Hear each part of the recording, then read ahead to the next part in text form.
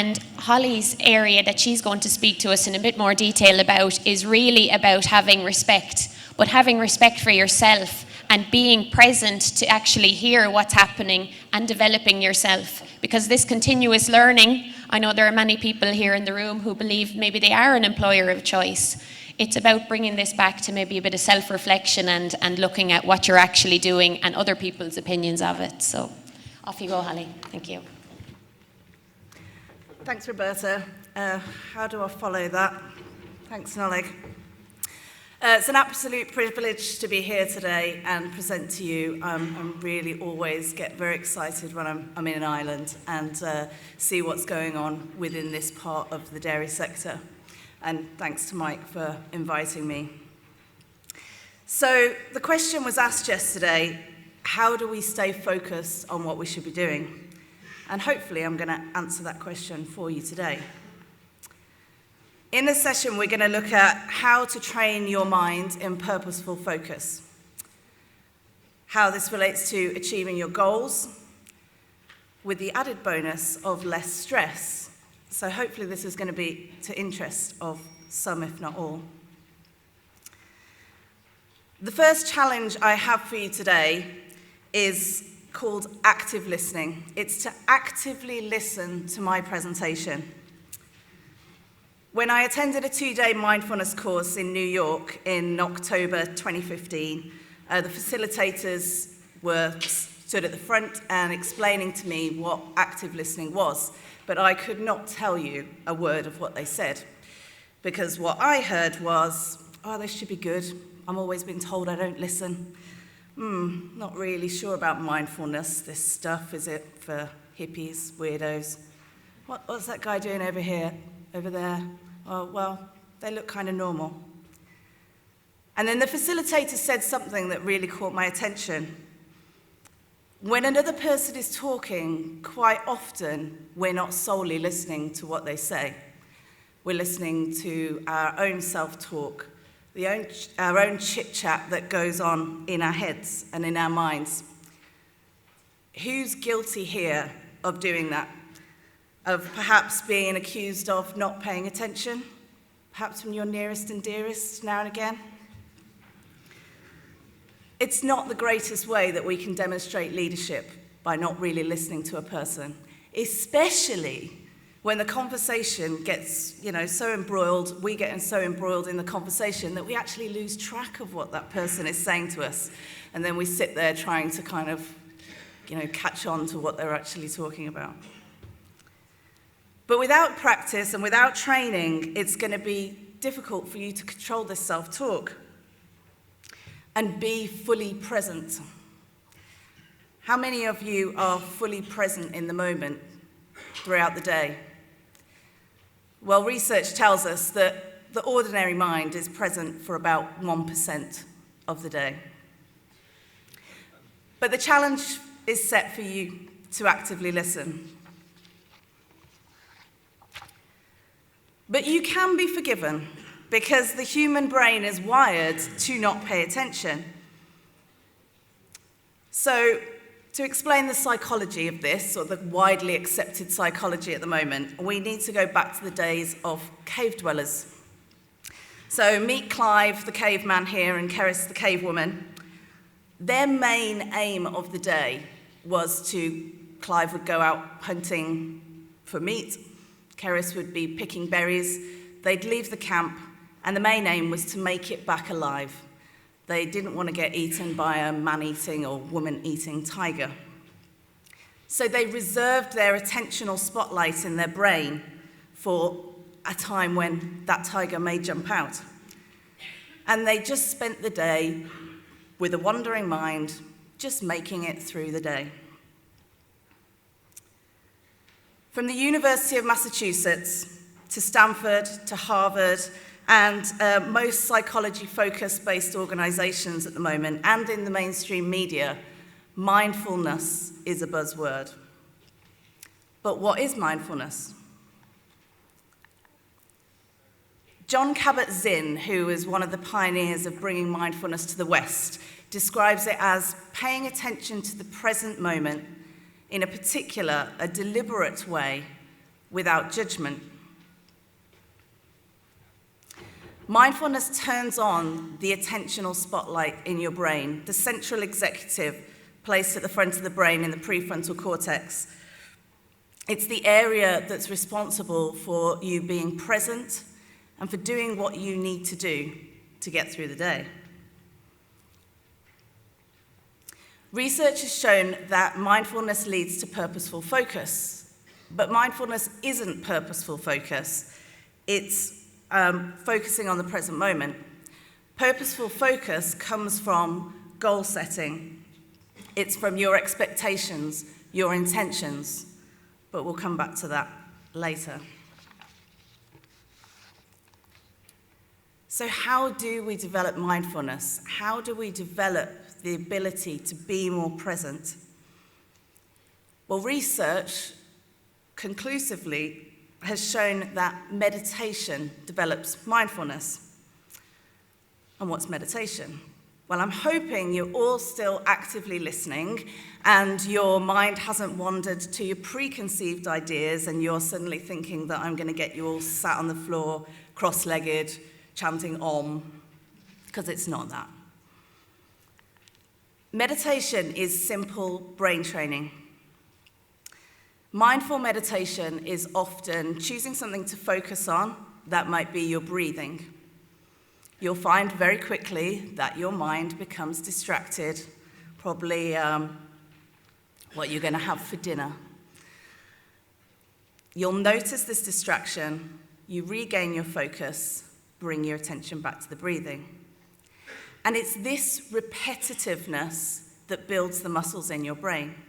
The same way as if you go to the gym and you're lifting weights, this repetitive process of lifting weights builds the muscles in your arms.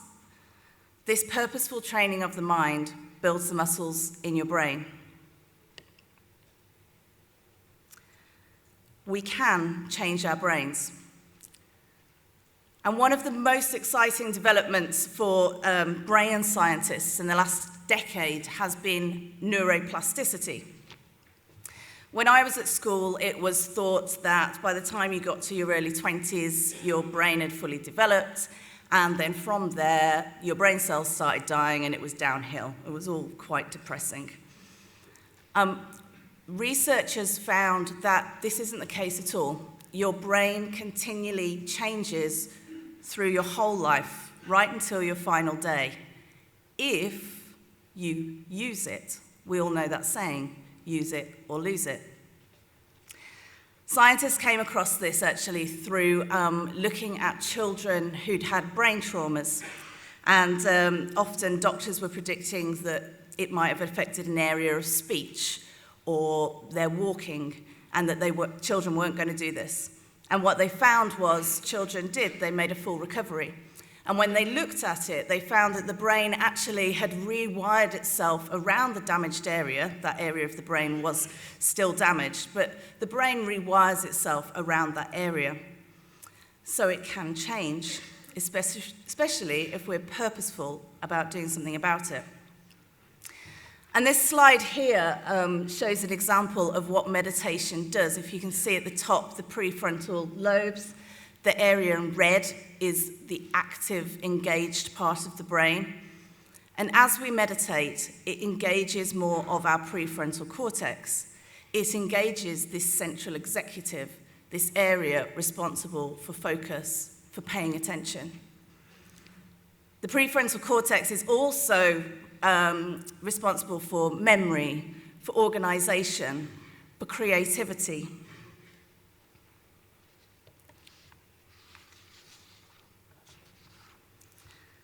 And in fact, scientific experiments over the last decade have showed that there is a whole host of benefits to meditation, mindful meditation. In essence, it enhances leadership. And this is why I thought it would be relevant to the ag sector. So I came across most of this research on my Nuffield studies, this ag scholarship, where you get to travel and see new ideas, explore new ideas. And predominantly, I looked outside of the ag industry, and I was looking for practical things that we could do as employers to develop people. And I came across all of these companies that had introduced mindfulness to their employees. So I kind of figured there must be something in it. And I couldn't really find anything formal that was going on with mindfulness in the ag sector. I did come across a dairy discussion group in Ireland that had done a mindfulness course.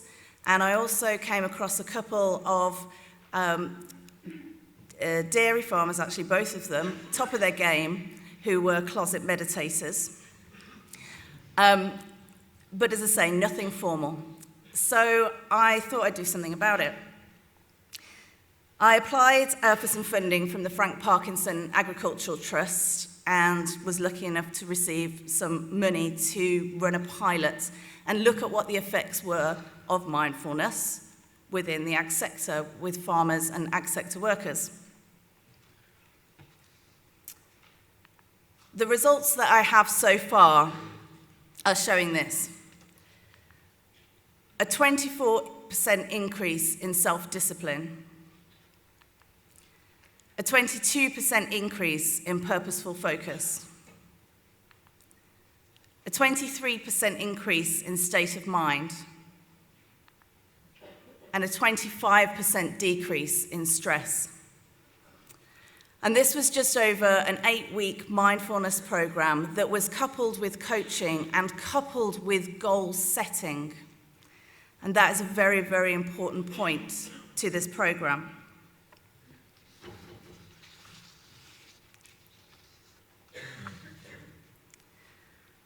So how does this relate to achieving your goals? As I'd mentioned earlier, mindfulness is not purposeful focus, but it develops purposeful focus. But you need to point your mind in the right direction. If you don't have goals, but you're turning on your attentional spotlight, you might as well actually be mindless. You need to know where you're heading.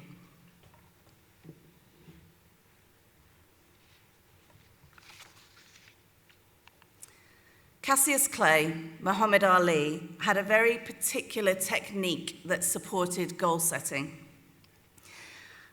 Muhammad Ali, he had 61 fights in his just over 20 years of career, and he lost just 5, and 3 of those were in the last 4 fights.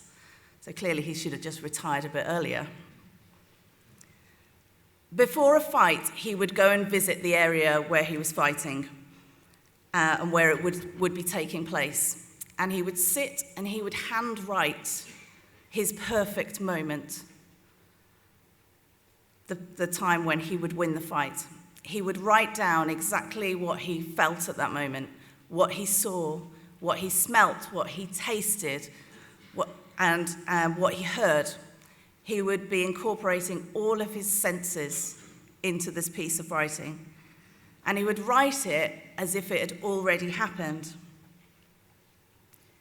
This practice of goal setting is powerful, and if you're purposely setting your goals in the unconscious mind in this way, and it's the role of the unconscious mind to achieve your expectations.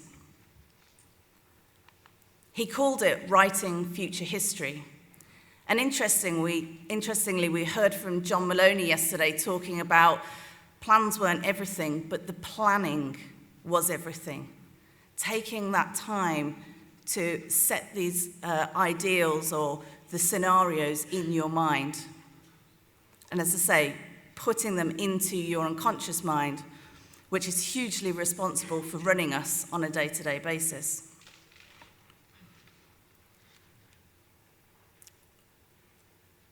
We get what we expect. You know, our perceptions and our experiences come from what we think. As positive farmers, I'm sure you're all aware of those miserable, moaning, complaining neighbours who say, oh, it always goes wrong. If it's bad, it can happen to me. And you look at them and you think, gosh, you're right. You know, poor bugger. But contrary to this, as positive farmers, you've probably experienced yourself that if you are positive about your goals, if you're clear about your expectations, you achieve them. And your neighbour thinks you're the luckiest son of a in the world. But this is the intellect about how it happens. If you're clear about your expectations, if you're clear about your goals, and if you engage this central executive area of the brain, it will do just what needs to be done, when it needs to be done, and you'll achieve it effortlessly. Now that's a big word, and it's the opposite of stress. And let's just go back and try and understand stress a little bit more. And to do that, we need to go back to the camp, back to Clive and Keris. So as Clive and Keris are out each day and just making it through the day with their wandering mind, in the capacity that they might be jumped on by a man-eating tiger, if they were jumped on by a man-eating tiger, the stress response would be triggered. The heart rate would quicken to push the blood faster around the body. The arteries would constrict, and a fatty residue would be released to pump the blood faster around the body. The immune system and the digestive system would stop working as they're not needed at this time. This effect on the body is the physiological response to stress. And it worked well for us in those days. It stopped us being eaten by a man-eating tiger, or if we were faced by it, we had this fight or flight response. Are we going to stay and fight it, or are we going to run away? And now, through that development, every time we are faced with something which we think, am I up for it? Or shall I run away? This stress response is triggered. The World Health Organization says that in the 21st century, stress will be the biggest killer of the Western world. And that is low-level underlying stress. The kind of stress we get when we've got a sick animal, or something breaks down, or the grass gets trampled, or milk prices drop. All very real things to care about, and they will cause us stress if we don't manage our thoughts and behaviour. But these issues are often on our mind when they haven't even happened. What if an animal gets sick? What if the price drops? What if it rains? What if it doesn't rain? How is Brexit going to affect my business and the industry? All these thoughts and worries aren't actually real. They're just in our mind. And if we're thinking about them over and over again and not doing anything about them, they turn from a care into a worry. And with a lot of these things that you are all faced with, the weather, market volatility, there's not actually a lot you can do about them.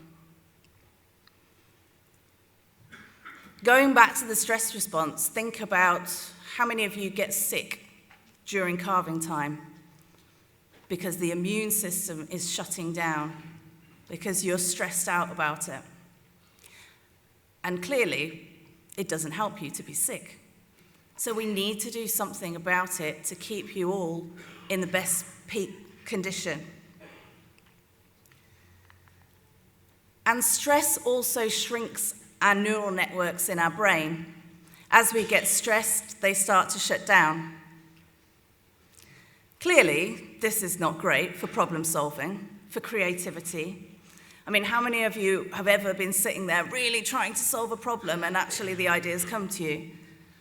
Our best ideas, our solutions come to us when we're in the shower, taking a walk, when we've stopped thinking about it. And just to preempt the statement, I need stress to keep me motivated. No, you don't. This statement was from one of the participants on the program. He said, "I had no idea what stress was. I mistook it for adrenaline. By redefining my understanding of focus, I've been able to limit the stress was under." You don't need stress, you need focus. So my second challenge for you today is, if you go to focusfarmers.com, the way that we introduced the mindfulness program was through a 12-part video series online. It's free, you just have to sign up, they'll be delivered to your inbox. The longest video is 15 minutes, the shortest is about 5. Have you got the focus to watch all of them? Because you've got time before carving starts.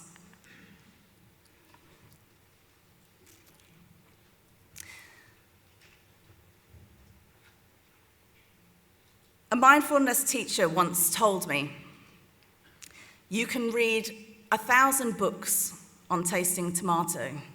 You can watch 100 videos on tasting tomato. But the only way to know what a tomato tastes like is to taste a tomato." So my final challenge for you today is to give it a go. And I think we've just got a few minutes left now to have a short meditation. So for those of you willing, just take a couple of moments to get comfortable in your chair. Ideally, place both feet on the ground. Straightish back, but still comfortable. And your hands can either be just gently resting in your lap or resting on your legs.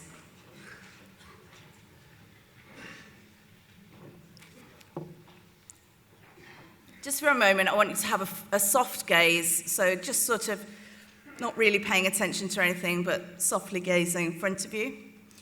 And I want you to take a few deep breaths. And yes, your neighbour should be able to hear you. In through the nose and out through the mouth. And again, in through the nose and out through the mouth. And a final time, in through the nose. And as you breathe out, just gently close your eyes.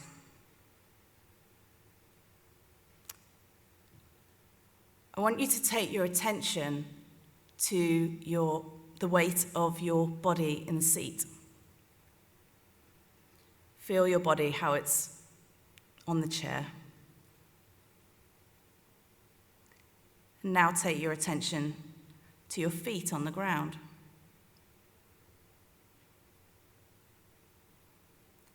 And you can take your attention to the chair on your back. You can feel your clothes on your skin. And now take your attention to any sounds you can hear. If your mind's wandering, just bring your attention back to the sounds that you can hear.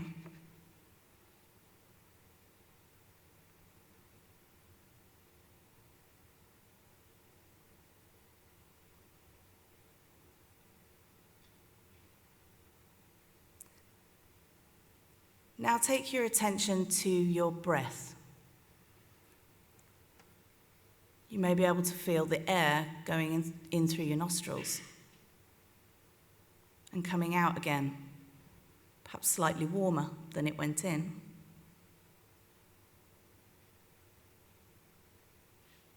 Perhaps your shoulders are moving slightly up and down as you breathe in and out. Your chest is expanding. Your stomach is moving.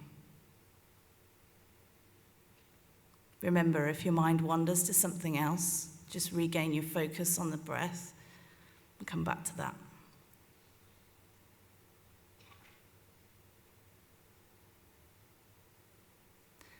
Now I want you to, concentrating on your breath, count as you breathe in, 1, and as you breathe out, 2, and keep counting till you get to 10.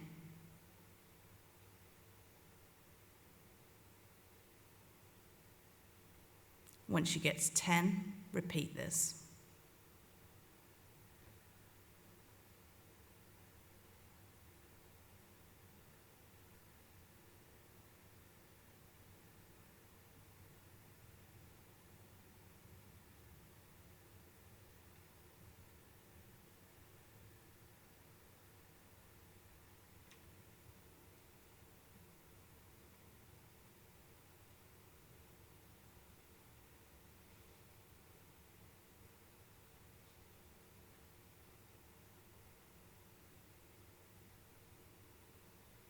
Now, once again, just take your attention back to the weight of your body on your seat. And after another couple of breaths, you can open your eyes.